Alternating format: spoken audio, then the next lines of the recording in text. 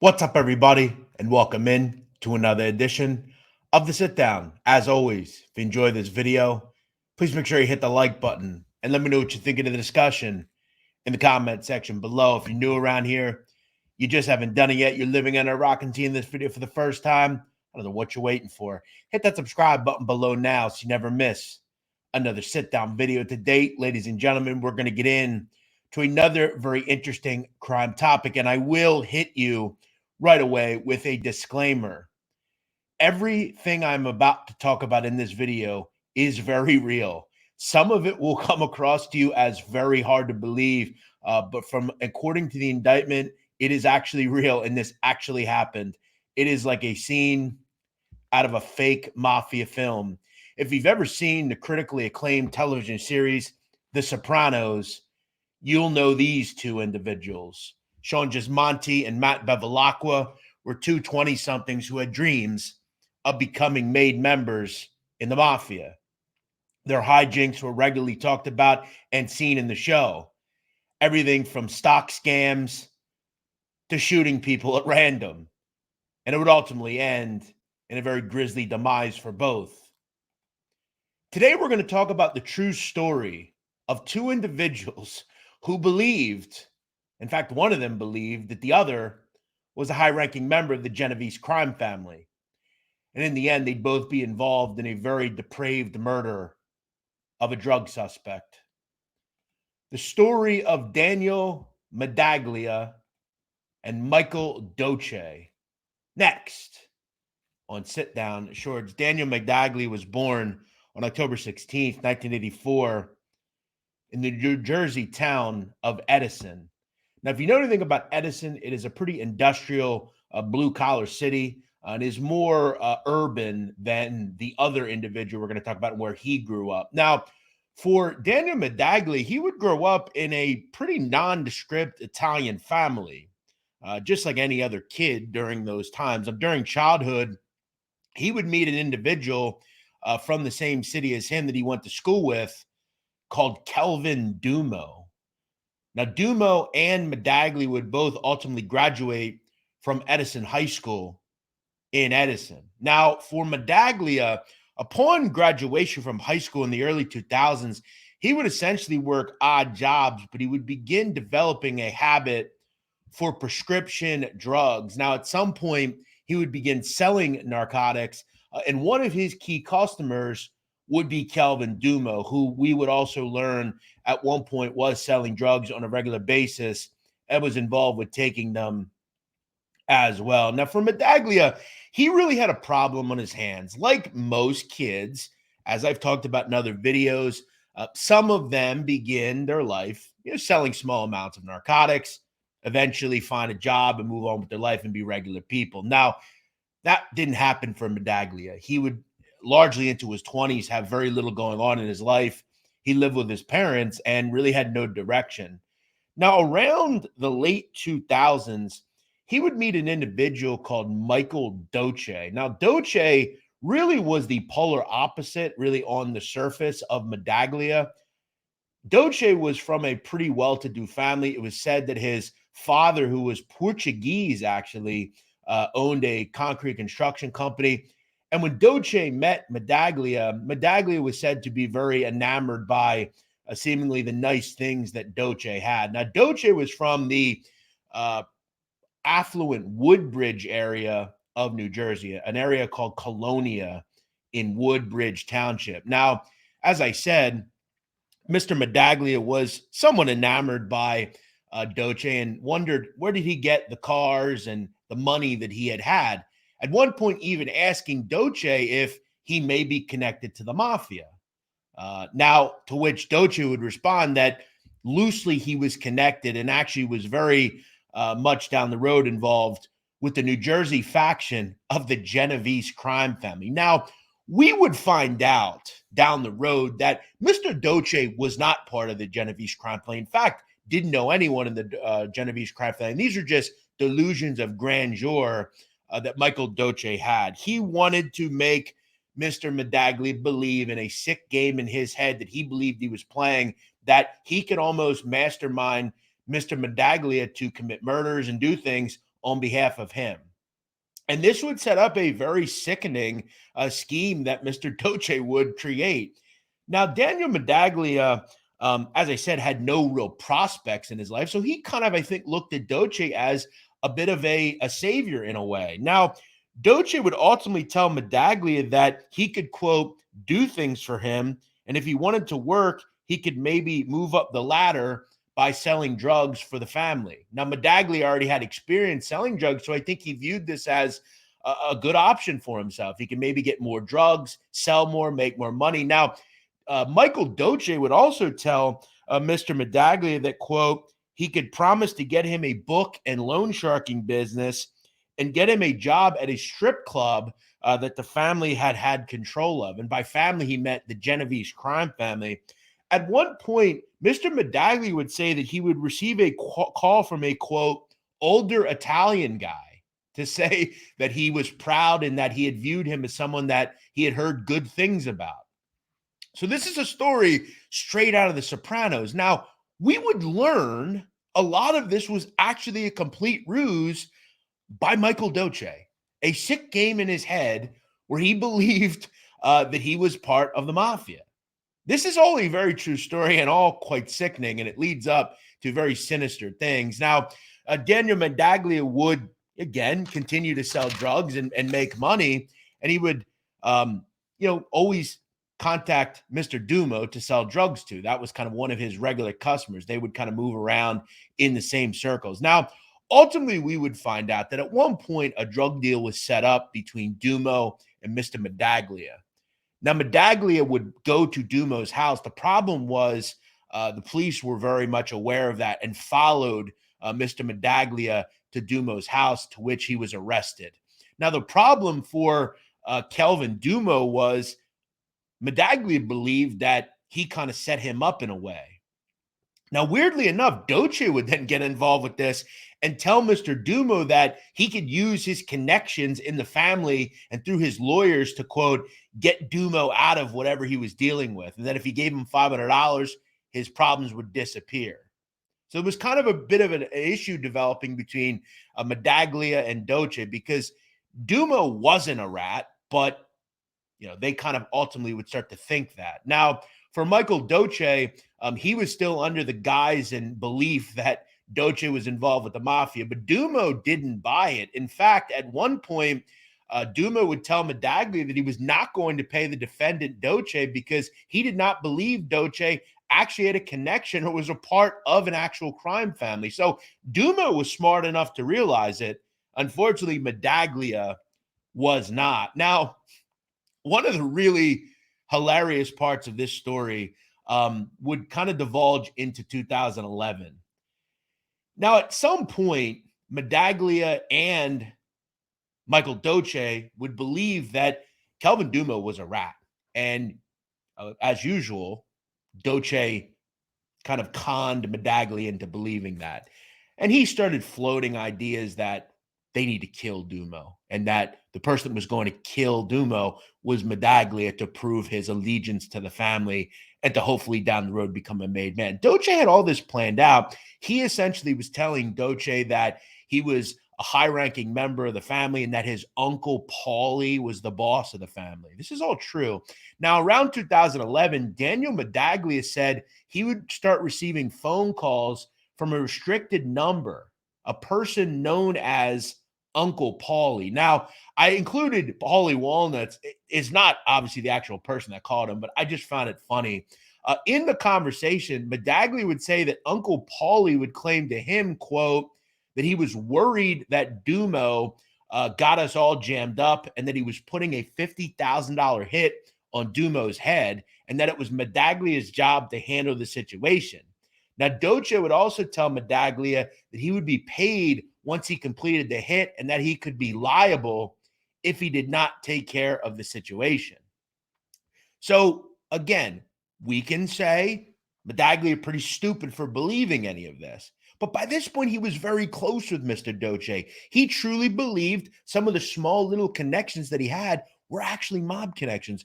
And the truth of the matter was, Mr. Doce was not even Italian. He didn't even know anyone in the mafia.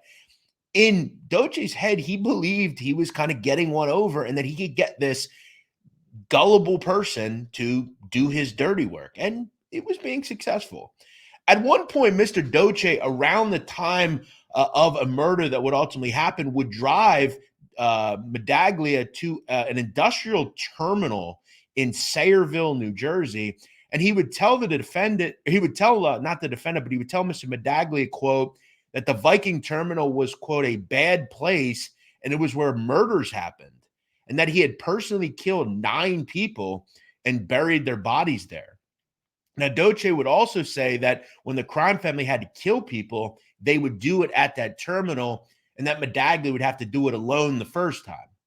Doce would also tell Medaglia that a family member called Phil or Steve would help with digging holes and ensuring Medaglia was clean afterwards. Eventually, they began to specifically discuss Medaglia killing Kelvin Dumo. So the stage was set.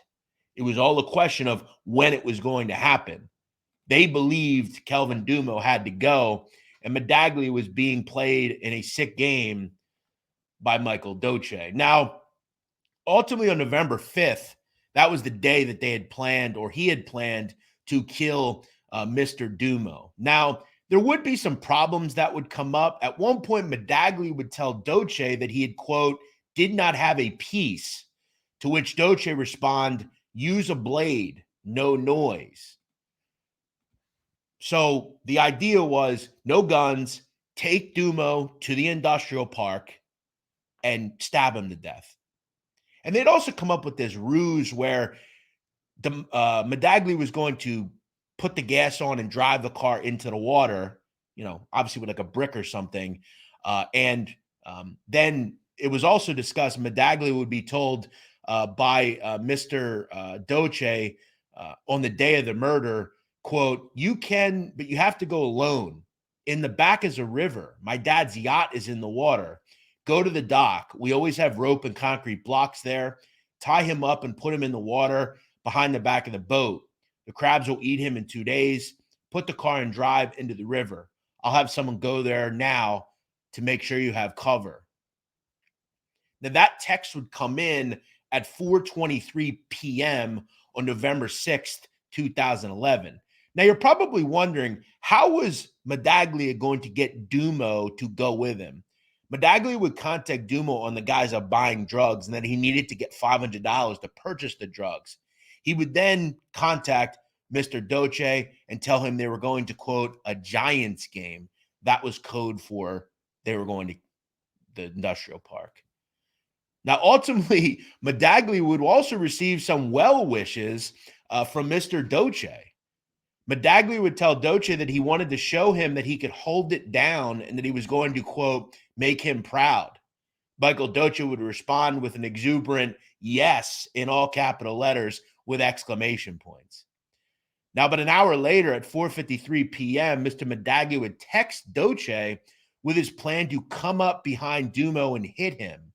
Defendant would remind Medaglia to make sure he deleted every text message and said, so help you God if you don't. I'll make sure you're swimming too. Doce would follow it up with another text from Medaglia a few minutes later that read, be quick, clock to the back, water, car, out. Now, in and around 6:32 p.m. to between 7:02 p.m., at that time, it was alleged Daniel Medaglia would kill Kelvin Dumo. According to the indictment, Mr. Medaglia would walk behind Mr. Dumo at the site and hit Dumo in the back of the head with a crowbar, and he would then bludgeon Mr. Dumo with a pickaxe. Now, from what I understand, the crime scene was incredibly grisly. Now, the problem for Mr. Medaglia was the plan did not go like he wanted it to. He would then search Dumo's car for keys that he could put the car into the water, but he could not locate the keys. So he decided to, quote, get out of there, leaving KD's body on the ground.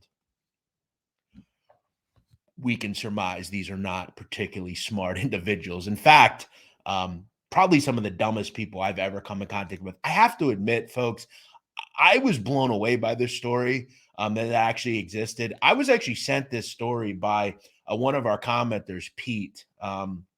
And I'm fascinated by it, really. But the truth of the matter was, this was going to be figured out quite quickly.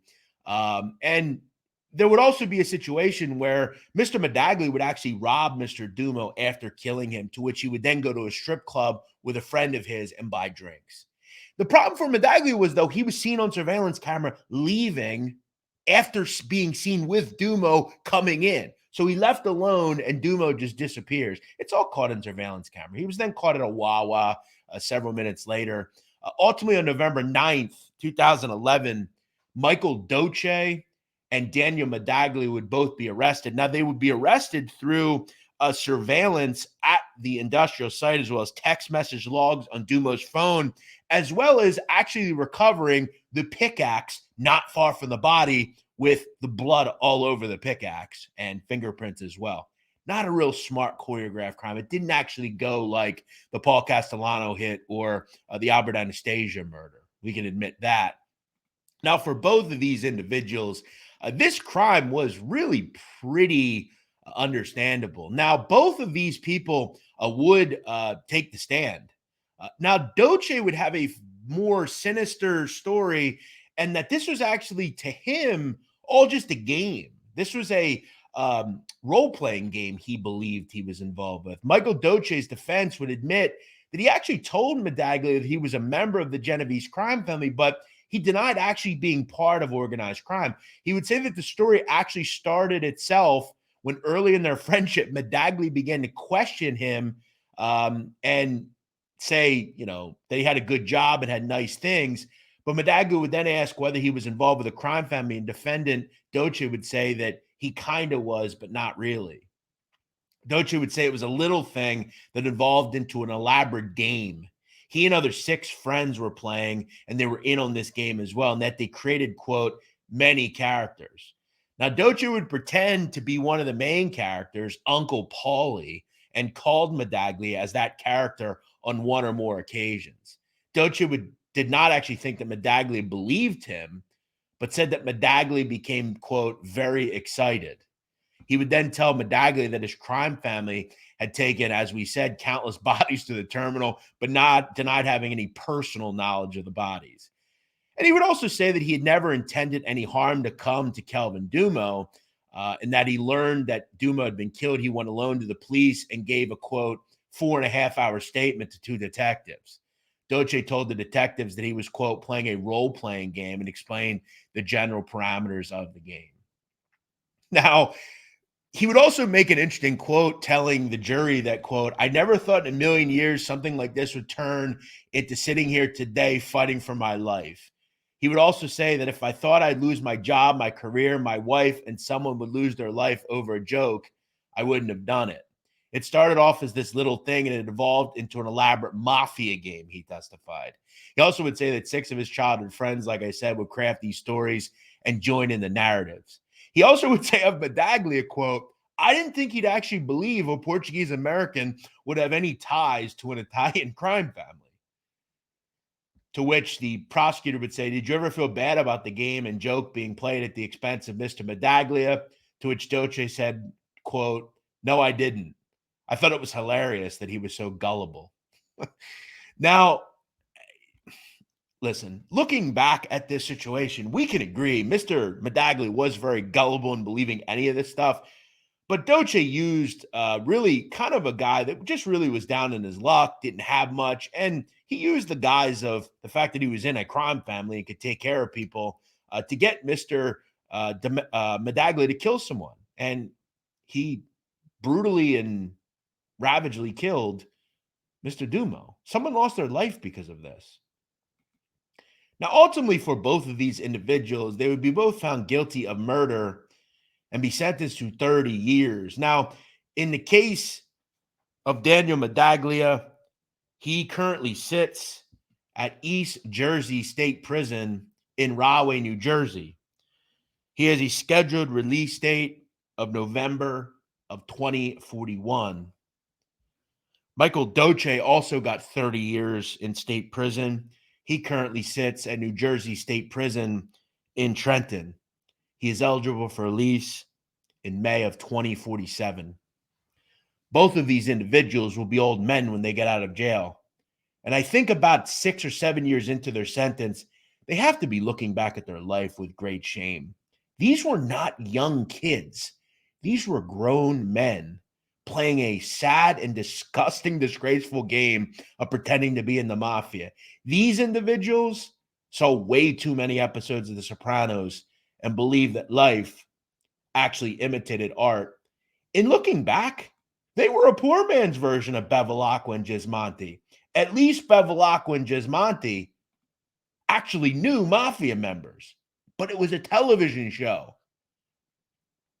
I want to make this ultimately clear. None of these individuals actually knew anyone in the mafia. In fact, every person that Mr. Medaglia believed he was speaking to was actually Doce, his friend. In the end, they'll do the next 20 or so years in state prison, rotting away for a cruel game that ended up being a death sentence for one young man who was down in his luck. May Mr. Dumo rest in peace. I hope you enjoyed this video, and if you did enjoy it, make sure you hit that like button. And also make sure you subscribe so you never miss another sit-down video. We'll see you next week here on The Sit Down.